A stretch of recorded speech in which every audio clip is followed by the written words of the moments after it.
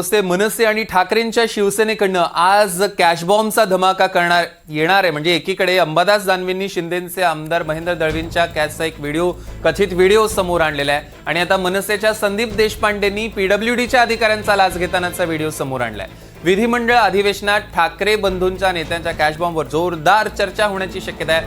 दोन्ही ठाकरेंच्या नेत्यांनी राज्यात नोटांच्या बंडलांचे कसे व्यवहार होत आहेत हे व्हिडिओज आता समोर आणलेले आहेत। दृश्यांमध्ये आपण बघू शकतोय।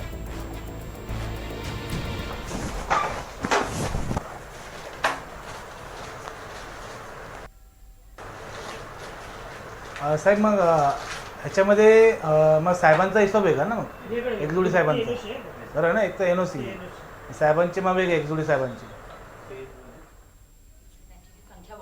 याच्यामध्ये विरोधकांचं मागण्या किंवा त्यांचं म्हणणं ऐकून घेतलं जाईल असं वाटतं। मला असं वाटतं आता तो जे निवडून गेलेले आमदार आहेत, ज्यांना विरोधी पक्ष म्हणून निवडून गेलेला आहे लोकांनी, त्यांची जबाबदारी आहे ती की तिथे सभागृहात जर ऐकलं जात नसेल तर बहिऱ्या सरकारला मोठ्याने आवाज करून सांगावा लागतो, तो आवाज आमदार करतील।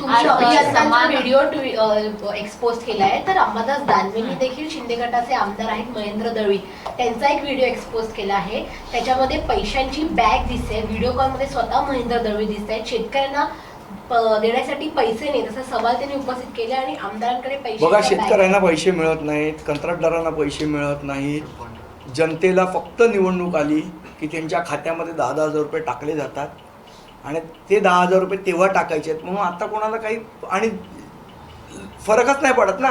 त्यांना माहिती आहे की निवडणुका आल्या, लोकांच्या खात्यामध्ये कुठल्या तरी योजनेच्या अंतर्गत पैसे जमा केले, आपण निवडणूक जिंकणार आहोत, मग कशाला आत्ता लोकांची कामं करा, या मानसिकतेत सध्या सरकार दिसतंय। नगरपालिका आणि नगरपंचायतीच्या ज्या काही निवडणुका झाल्या यामध्ये देखील अशाच पद्धतीच्या मतदानाच्या वेळेस बोली लागलेल्या असं तर मला असं वाटतं आपण सगळ्यांनी दाखवले, पैशाचा जो महापौर या निवडणुकीत आला दाखवला, तो शेवट कुठनं आला?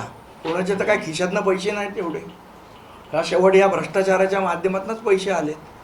मला असं वाटतं ह्याची सखोल चौकशी करण्याची हिंमत सरकारमध्ये आहे का, ते आपल्याला तपासावं लागेल। म्हणजे असं म्हणायचं की येणाऱ्या महानगरपालिका